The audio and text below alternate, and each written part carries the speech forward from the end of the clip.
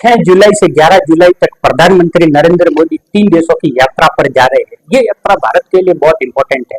Indonesia, Australia और New Zealand, इन 3 देशों की यात्रा पर इसके अंदर फर्स्ट दौरा होगा वो इंडोनेशिया का होगा। 6 से 7 जुलाई प्रधानमंत्री नरेंद्र मोदी इंडोनेशिया के अंदर रहेंगे। इंडोनेशिया का ये दौरा भारत के लिए बहुत इंपॉर्टेंट है, क्योंकि भारत का जो रक्षा उपकरण बेचने का जो लक्ष्य रखा है उसके अंदर इंडोनेशिया के साथ में ब्रह्मोस की डील हो सकती है।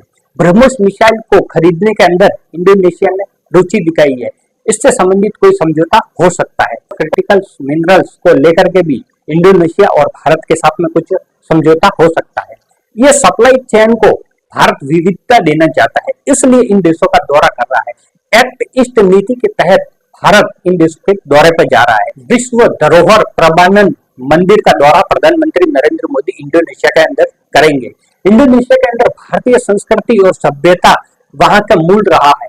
वहां पर आज भी कई मंदिर देखने को मिलेंगे। विश्व धरोहर सूची के अंदर भी प्रबंधन मंदिर है, उसको शामिल किया गया है, तो उस मंदिर का दौरा प्रधानमंत्री नरेंद्र मोदी करेंगे। इसके अलावा समुद्री सुरक्षा, डिजिटल और तकनीकी सहयोग भी बढ़ाने पर बातचीत हो सकती है। उससे संबंधित भी कोई समझौता हो सकता है। 9 और 10 जुलाई को प्रधानमंत्री नरेंद्र मोदी ऑस्ट्रेलिया के दौरे पर जाएंगे। ऑस्ट्रेलिया के मेलबर्न क्रिकेट ग्राउंड के अंदर भी जाएंगे और वहां पर भी ऑस्ट्रेलिया के साथ में कई तरह के समझौते हो सकते हैं। जो भारत के सप्लाई चेन है उसको विविधता देने के लिए इन देशों का दौरा है वो बहुत इंपॉर्टेंट है। इसलिए प्रधानमंत्री नरेंद्र मोदी इस दौरे पर कई तरह के ऑस्ट्रेलिया के साथ में समझौते कर सकते हैं, जो हिंद प्रशांत क्षेत्र के अंदर भारत और ऑस्ट्रेलिया के रिश्ते मजबूती के साथ में आगे बढ़े और इस क्षेत्र के अंदर चीन का दबदबा कम किया जा सके और भारत और ऑस्ट्रेलिया साझेदार रूप में आगे बढ़ सके। यूरेनियम आपूर्ति से रिलेटेड कोई समझौता इस दौरे के अंदर हो सकता है। भारत के अंदर परमाणु बिजली घर है, उसके अंदर यूरेनियम की आवश्यकता होती है और इस बिजली घर के लिए ऑस्ट्रेलिया और भारत के साथ में समझौता हो सकता है कि ऑस्ट्रेलिया से यूरेनियम भारत को मिलने लगे। इस तरह से भारत और ऑस्ट्रेलिया के बीच में यूरेनियम की डील होती है, तो ये भारत के लिए बहुत बड़ी फायदेमंद होगी। 10 और 11 जुलाई को प्रधानमंत्री नरेंद्र मोदी न्यूजीलैंड के अंदर होंगे।